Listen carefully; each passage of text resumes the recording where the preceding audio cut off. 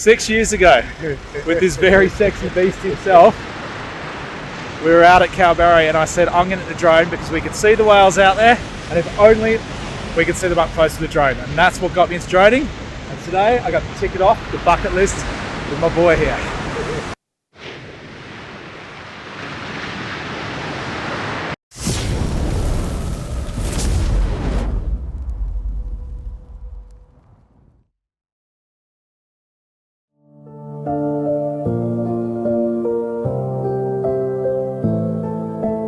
Eyes closed.